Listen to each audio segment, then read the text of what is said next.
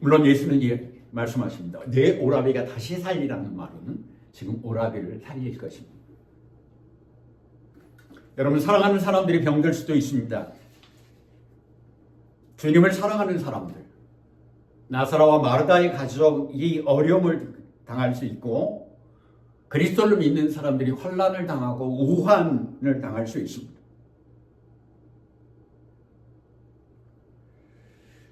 오늘 이 요한복음은 예수께서 특별히 사랑하시는 나사로에 대한 말씀이기도 하지만, 그러니까 마르다와 그 가족에 대한 말씀이기도 하지만, 예수께서 특별히 사랑하는 자 품으로 안겨 다녔던 요한이 전하는 말씀입니다.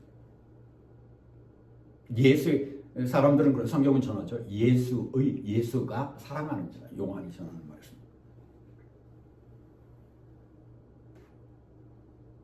여러분, 이 요한을 사랑하셨던 예수님의 사랑.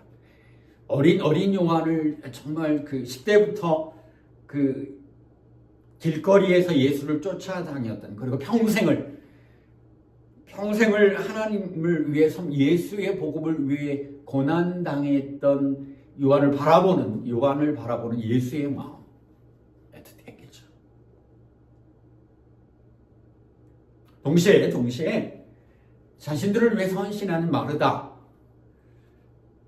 이 가족에 대한 애틋함이 특별히 예수님은 가지고 있었습니다. 그러나 여러분, 이걸 잊지 마십시오.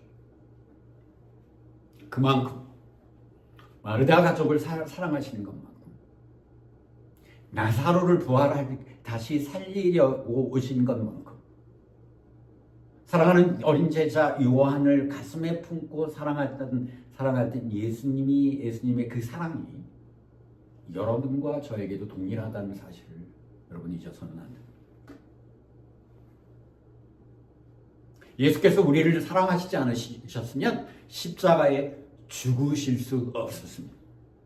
하나님께서 동일하게 우리를 요한이나 이 나사로 가정과 동일하게 사랑하시지 않으셨으면 당신의 독생자를 화목제물로, 죄의 희생제물로 드리지 않았을 것입니다. 우리는 여러분, 신앙에 있어서, 하나님을 믿는 신앙에 있어서 흔들리지 말아야 할 거예요. 나를 사랑하시는 하나님의 그 사랑을 의심할 이유가 하나도 없습니다.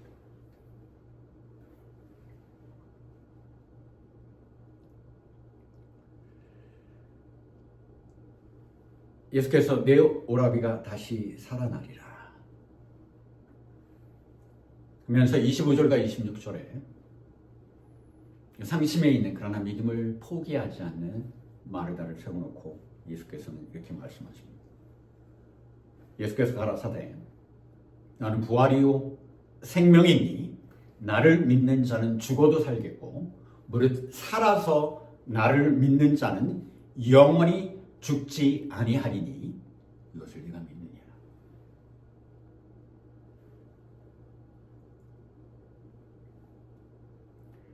여러분, 예수를 만나셨습니까? 우리는 인격적으로 예수를 만나야 합니다.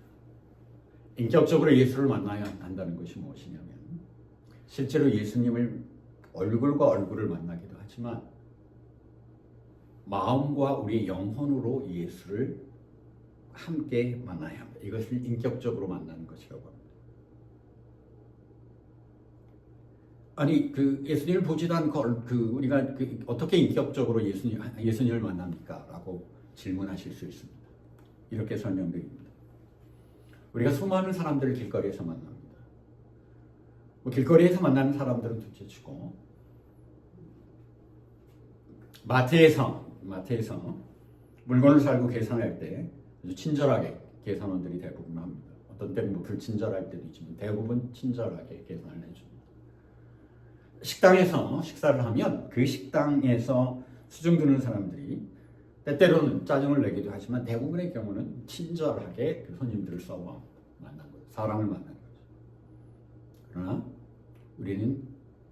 우리가 손님으로서 식당에서 종업원들을 만나거나 우리가 손님으로서 마켓에서 마켓 직원들을 만나는 것은 그 사람들과 만났다고 이야기하지 않습니다. 실제로 만났지만 우리 마음을 주지 마음과 마음의 교류가 없기 때문에. 반대로 예수를 인격적으로 만났다는 이야기는 우리가 직접 얼굴을 대면하지는 않지만 우리의 영혼이 예수를 만나는 거예요. 우리 영혼이 예수가 주신 은혜들을 느끼는 거예요. 그리고 영적으로 예수님과 실제 얼굴을 보는 것 같은 그런 경험들이 있는 것입니다. 이것이 쉽지 않은 일이기 때문에 질문하는 거예요. 예수를 만난 적이 있습니까? 여러분이 예수와의 인격적인 만남을 경험했습니까? 라고 묻는 것입니다. 예수 그리스도가 나를 위해 죽으셨다는 그 확신, 그 영혼의 떨림이 있으면 우리는 예수를 인격적으로 만난 것입니다. 우리의 그 영혼의 떨림을 통해서 예수가 우리의 얼굴을 쳐다보고 십자가에 달리신 예수께서 우리를 바라보면서 하시는 질문입니다. 가라사대 나는 부활이요 생명이니 나를 믿는 자는 죽어도 살겠고 무릇 살아서 나를 믿는 자는 영원히 죽지 않으냐. 너희가 이것을 믿느냐 하는 질문.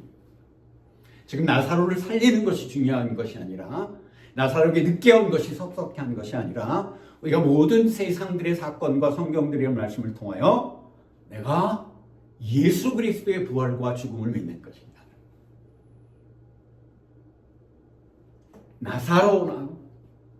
나사로를 100번 살리셨는데 내가 부활을 경험하지 못하면 그게 무슨 의미가 있습니까? 이것은 마르다에게 질문한 것뿐만 아니라 여러분과 저 특별히 오늘 한국교회에 질문하는 것입니다. 우리가 살아있는 이 21세기 한국과 미국에서 하나님 나라는 이미 함께하고 계십니다. 왜냐하면 예수께서 우리를 위해 죽고 부활하셨기 때문입니다. 27절에서 마르다가 대답합니다. 가로되 주여 그러하오이다. 주는 그리스도시요 세상에 오시는 하나님의 아들이신 줄을 내가 믿나이다. 주는 그리스도시요. 그리스도가 어떤 말입니까? 메시아요. 우리를 구원할 하나님이시요. 나의 주인인 예수, 당신은 나를 구원할 하나님이시요 세상에 오신 하나님의 아들인 것을 내가 믿나이다. 이 믿음이 여러분과 저에게 있어야 합니다.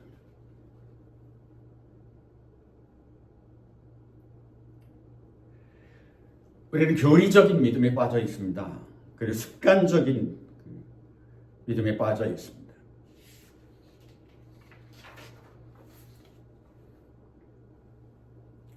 우리가 분명히 알아야 할 것은 요한복음 3장 18절이 전하는 것처럼 믿는 자는 심판을 받지 아니하는 것이요 믿지 아니하는 자는 하나님의 독생자의 이름을 믿지 아니함으로 벌써 심판을 받은 것이라. 사람의 영혼은 죽지 않습니다. 그것이 죄인이든 의인이든 사람의 영혼은 없어지지 않습니다. 육체 또한 죄인의 심판으로 부활하든 의인의 의롭다 인정받은 하나님의 자녀로서 영원한 생명으로 부활하든 부활합니다. 여러분 성경 지식에 빠지지 마시길 바랍니다. 여러분 안오한 신앙에서 벗어나야 합니다. 신앙의 문제는 죽고 사는 문제입니다. 심판이냐 생명을 얻을 것이냐는 문제가 아닙니다. 여러분 나사로는 그 성경 지식도 좀 있었지만 성경도 예수님께로부터 받은 말씀의 지식도 있었지만 분명한 것은 마르다에게 분명한 부활 신앙이 있었다는 것입니다. 주님에 대해서 그저 그런 대로 알고 있는 것이 아니라 실제로 하나님 나라를 소망했다는 사실입니다. 물론 예수께서 지금 나사로가 살리라 말씀으로 보면 지금 다시 살아난다고 말씀하신 것을 믿지는 않았지만 그것을 느끼지는 않았지만 왜냐하면 처음이 느낄 수 없는 것입니다.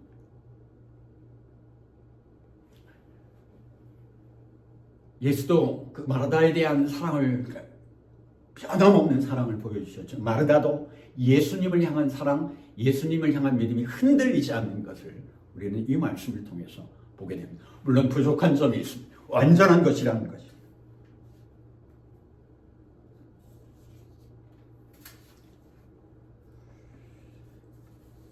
현대 많은 사람들이 플라톤의 영혼론에 대해서 걸려 있습니다. 기독교의 심판과 죽음에 대한 것이 아니고 비슷한데 플라톤의 영혼론에 대해서 빠져 있습니다. 여러분이 그것이 플라톤의 영혼론이든 철학적인 어떤 영향이 있는지 없는지 정확히 구별을 못하지만 하나님이 말씀하시는 그 본래의 말씀보다 조금은 다른 말씀 속에서 우리가 빠져 있다는, 말씀이 아니라 다른 이야기 속에 빠져 있다는 것을 우리가 깨달아야 합니다. 플라톤의 영혼은 육체와 분리되어 있다고 이야기합니다. 그리고 영혼이 죽지 않는다고 플라톤도 이야기합니다. 근데 이 영혼은 무엇이냐면 생각이에요. 생각이 영혼이라는 거죠.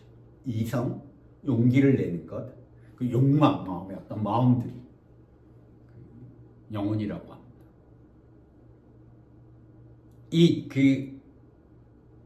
이성, 용기, 욕망, 이 영혼의 3부분, 가장 중요한 3부분인데 이 중에서 그 이성이 그 영혼을 지배하고 이성이 육체를 잘 따르고 육체도 이성의 그 인도하심을 따르면 그 영혼은 영혼 불변의 구원을 얻는다고 이야기하는 것이 플라톤의 영혼.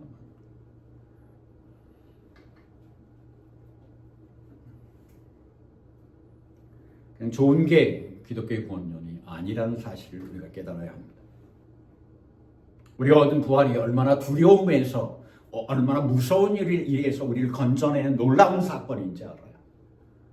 여러분, 심판이 없으면 구원이 필요가 없습니다. 여러분, 심판의 그 무서움, 심판의 그 고통들이 얼마나 큰 것인지를 우리가 알고는 있습니다. 그러나 그것을 믿지 못하는 것이죠. 그 심판의 정말 엄청난 두려움만큼 구원의 은혜는 놀라운 은혜인 것입니다. 여러분, 심판이 없으면 뭐하러 구원받으려고 힘들게 합니까? 이를 명심해야 합니다. 여러분, 사람들의 성경에 대한 지식과 자기가 아는 신학에 대한 논리들이 복음을 방해하는 시대에 여러분과 저는 살고 있습니다. 은혜가, 세상에 좋은 게 좋은 것이 정말 우리가 심판으로부터 구원받아야 할 놀라운 은혜를 못 보게 하는 시대에 살고 있습니다. 존 맥가더 목사님은 현대 미국 교회가 이제 한 달 좀 전에 돌아가신 존 맥가더 목사님은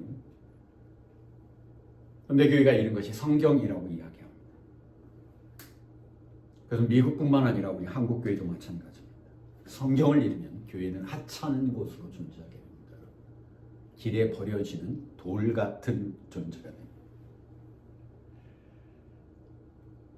조지 휘필드 목사님, 200년 전에 정말 나약한 그 영국과 미국의 신앙을 흔들었던 목사님, 이렇게 얘기합니다.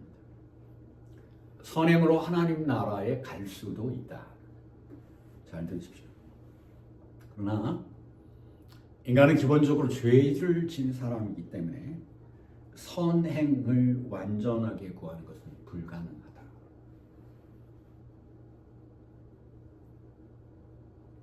때문에 우리가 아무리 선을 행한다고 노력을 해도 우리는 지옥의 심판에 빠질 수밖에 없다. 성경은 말합니다. 너희가 그 은혜를 인하여 믿음으로 말미암아 구원을 얻었나니 이것은 너희에게 난 것이 아니요 하나님의 선물이라. 이 은혜를, 하나님이 주시는 이 선물을 여러분 잘 새기기를 원합니다.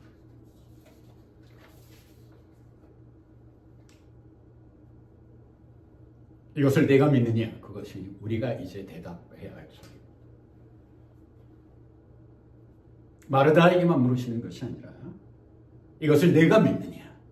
여러분과 제가 지금 예수를 믿는, 교회에 다니는 이유가 무엇이냐? 은혜를 받기 위한 것이 아니면 심판에서 건짐을 받고 부활을 통하여 하나님 나라의 영원한 평안을 얻는 것이 우리의 목적이냐? 여러분 이제 결정해야 할 거예요. 오늘 우리에게 하시는 질문.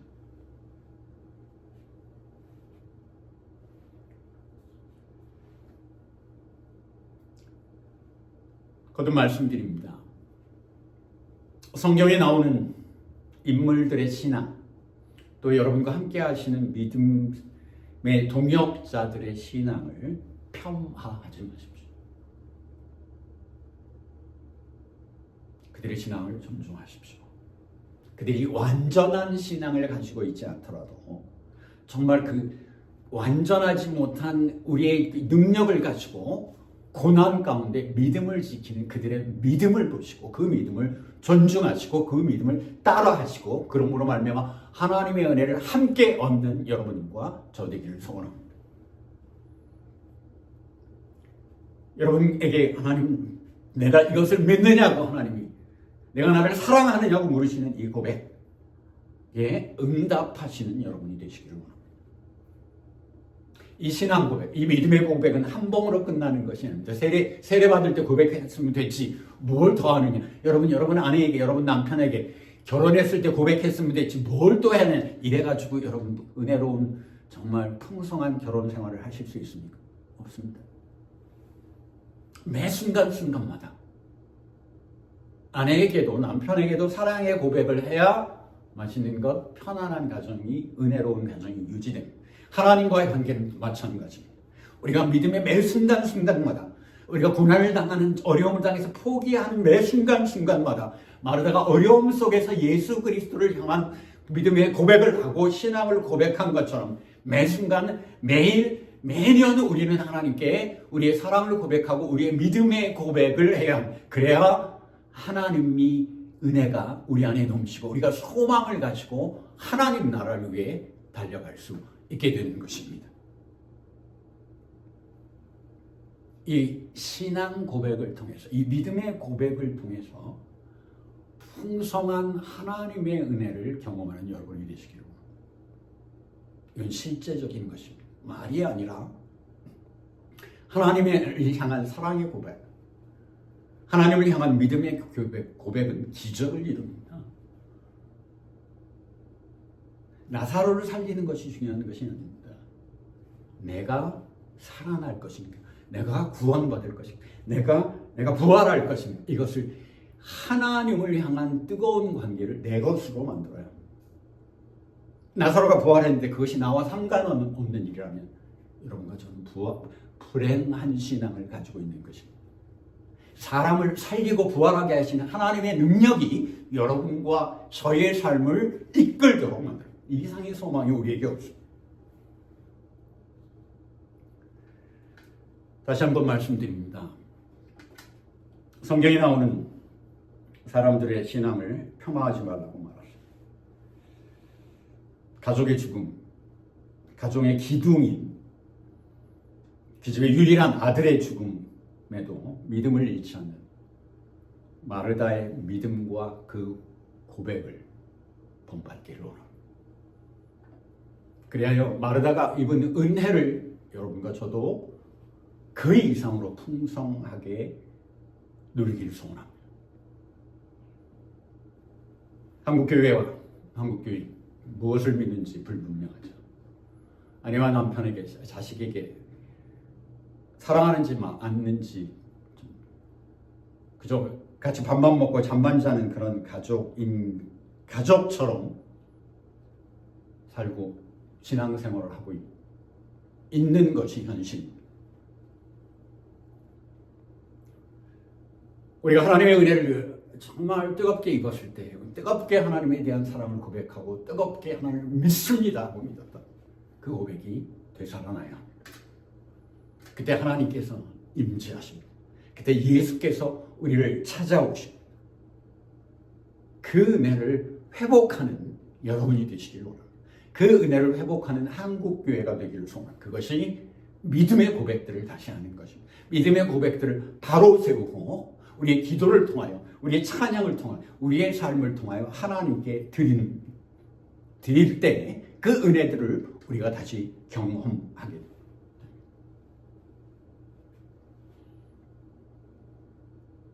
사람 간의 사랑을 고백함으로 풍성한 삶을 사는 것처럼 우리 교회와 우리 믿음들이 이 잃어버린 믿음의 고백들을 하나님을 향한 믿음의 고백, 예수를 향한 신앙 고백을 다시 분명히 세우면서 이 고난의 시대 하나님의 은혜를 통하여 하나님 나라의 소망도 은혜로 받고 이 땅의 삶도 하나님의 은혜 가운데 이기는 은혜를 여러분과 저와 이 교회 한국교회가 누리기를 기도합니다.